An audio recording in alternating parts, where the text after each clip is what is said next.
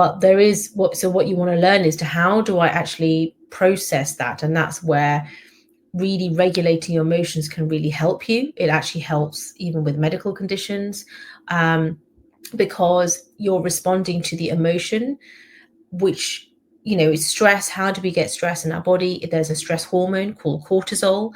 So that elevates when we are not actually regulating our emotion. It's elevating that and then causing this chronic stress and various other conditions that either come immediately or sort of it's a slow trickle over time. And obviously over time that compounds and compounds and compounds.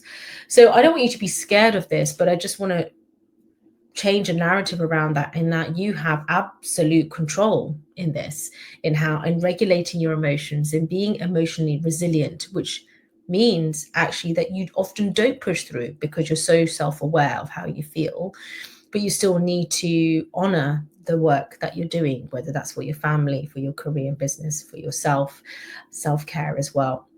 So it doesn't mean you don't do anything. Often it's just the way in which you're doing it. Okay, you're doing it from that high frequency. We talked about this in more detail yesterday, so you can go back to day 3.